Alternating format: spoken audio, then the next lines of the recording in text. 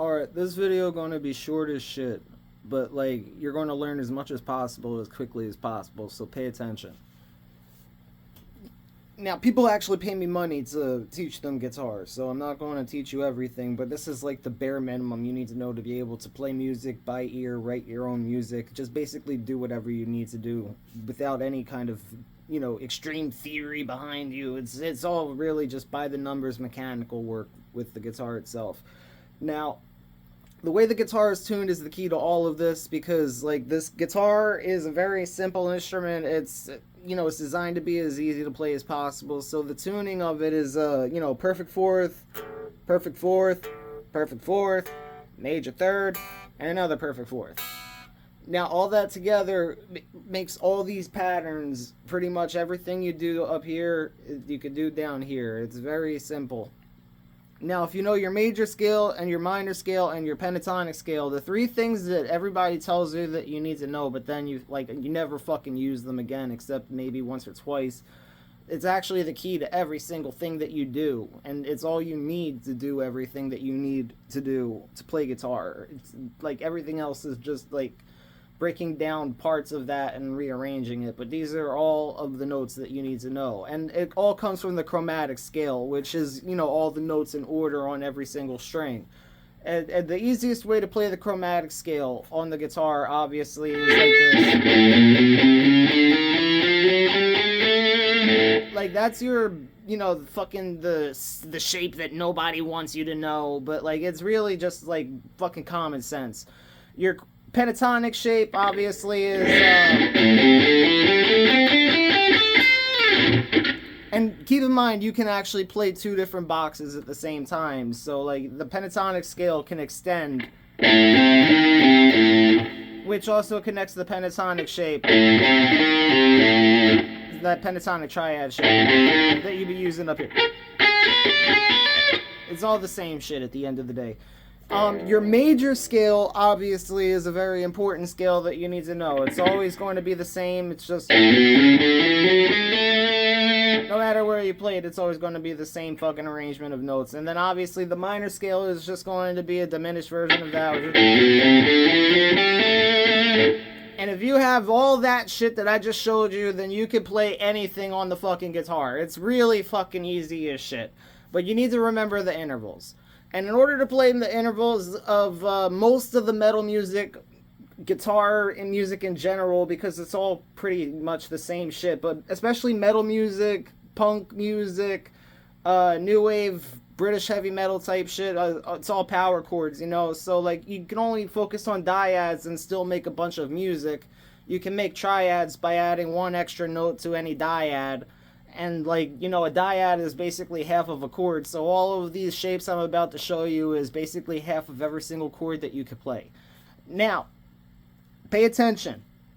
If you fucking put your middle finger on the 5th fret, that's your A. Keep in mind that, like, you only have so much room before you get back to that note. So you only have that range of notes to fuck with on one string before you're basically able to go down to the next string, or you can keep going forward. It's your option. You can do the same thing up, anywhere on the neck. But like, put your index finger over here on the 3rd fret of the A string, your middle finger on the 5th fret of the E string, and that's your minor 3rd. Then you move your index finger up. That's your major 3rd. You can fucking bar down. That's your perfect 4th. Then put your ring finger on the 7th fret of the A string. That's your 5th. And then you can like move your ring finger up or put your pinky there on the 8th fret of the A string. And then that's your suspended 5th. So we're going up from... And then you can do the octave, which is... Now, that is every single shape that you need to know to play most fucking music that you've ever heard in your life. Honestly, like, all you're doing after that is just adding voicings at that point. But I'll go through them again really quickly, like, as a pedal tone, you could do, like...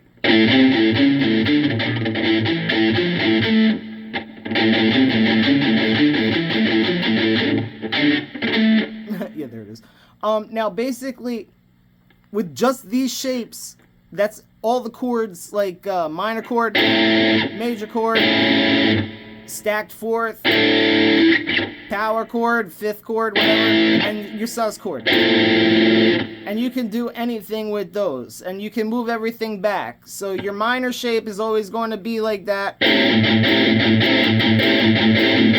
It's like a fifth chord upside down. So every kind of fucking metal song you've ever played has fifth chords in it. Just the regular, like, just turn that upside down. That's your minor. And then when you do a major, you know, you're just doing that. Now, you can stack fourths. If you stack fourths, then that'll give you, like, a really thicker sound. That's like a A over a D, I think, or yeah, A over D. So, like, you got basically, you could actually go back past the E and come back here, like, as if you were in drop D tuning. Like,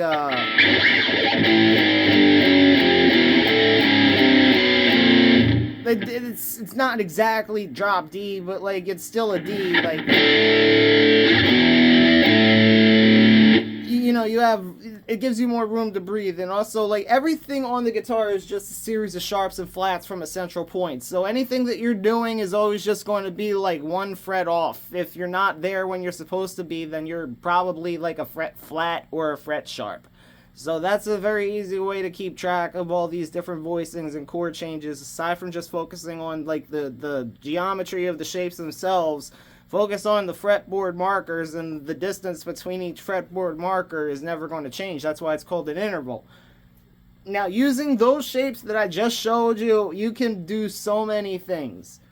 So many things. Like, every single song that I write has all of that going on, with just, like, melody lines and, you know, different pick attacks and you know, cadence of notes and fucking the meter of notes, or how long the notes ring out. All that shit is what gives it its differences, but it's all the same chord shapes at the end of the day, just in a different spot.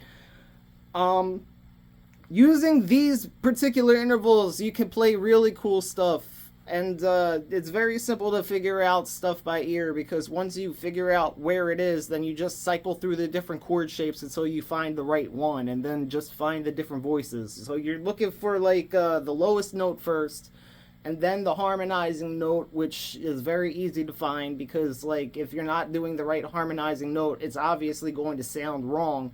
And then you just have to find the voicing, which is, like, normally you can do triad shapes and write music with, you can write music with just triads. Like,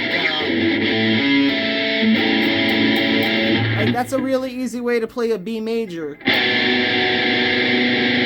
Nobody will tell you that's not a B major. Like, there's a million videos on YouTube explaining how to play a B major, and they're all different, but this is just one major shape that you can use. And all the major shapes actually do move up and down the fretboard. Like your F, that's the, you know, your major third, and your stacked fourth. And that connects to your F major up here.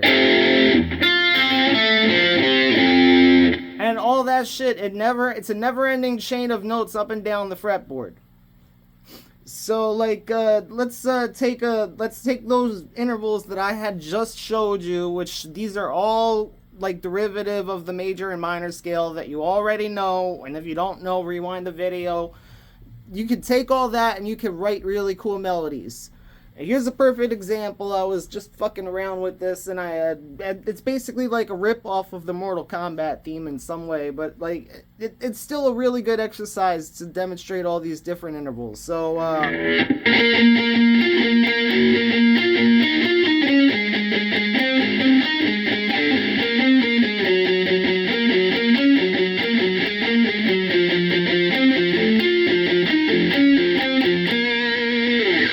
you're like,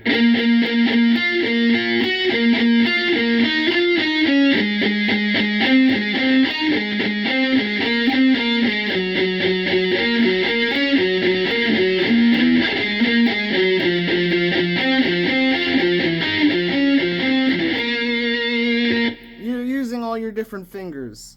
That's the main thing, because, like, you gotta be able to string skip as well. And string skipping with just your ring finger and pinky like that is actually not only rewarding, but very important, because like doing really complex solos requires dexterity and finger independence, and that kind of stuff you develop over time. Now this is already 10 minutes. I didn't want it to be too long. Probably this is like the last video that you're going to need to be able to play a lot of shit. Just as a prime example, using basic chord shapes, you can play all kinds of stuff. Like the most common example I use is Blitzkrieg Bop, which everybody knows. It's just 1 4 5.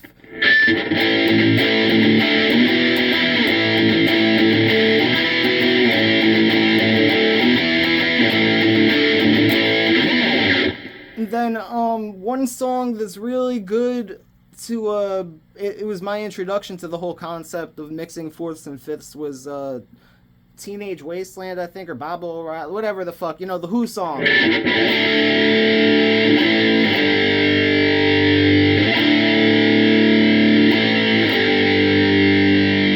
So yeah, like those stacked fourths are really important tools and help you with your voicing, because at the end of the day, you know, all these fourths are just easy to move around shapes. Prime example being 035. You know what I'm talking about. And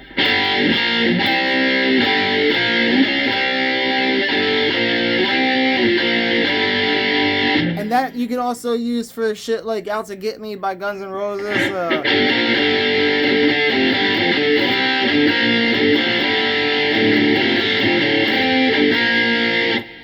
I mean, there's a million songs I could demonstrate. There's, like, if you wanted to just play basic power chords, let me show you a secret that you could always just fucking play this and play a song.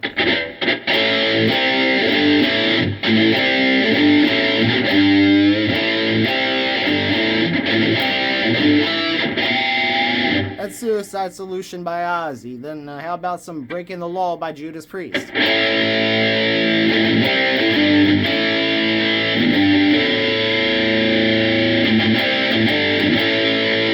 Or how about Mental Health?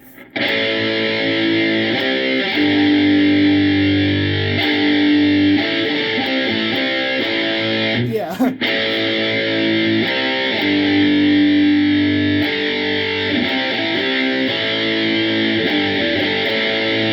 Like, a million songs are always going to be the same chords, just the different arrangement of picking pattern and like different meter for the notes. So that's a key that you need to look for when you're trying to learn songs by ear, is like, how long is this note ringing out for? When does it change? Where is it?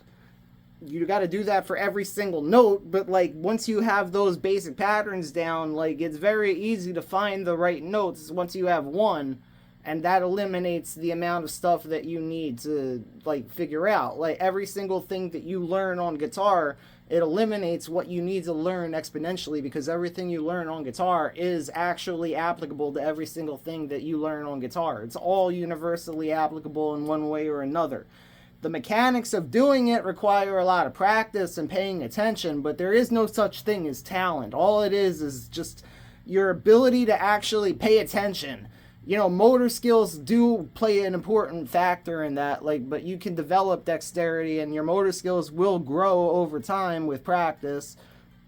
But really, it's just like how much you pay attention, how you know, motivated you are, like how much you're willing to actually play. That's an important thing as well. But yeah, like, just a quick recap, like, especially with the pentatonic shape, because the pentatonic boxes are the things that a lot of people, they focus on when they're playing guitar solos, and it makes perfect sense. But here's a very simple shape that I came up with as a kid, like, not a shape, but a pattern, rather, that I came up with as a kid, that, like, I used to help, you know, build the sharpness of my pick attack and, you know, making sure I was using my fingers correctly. Let me see if I can play it really quickly.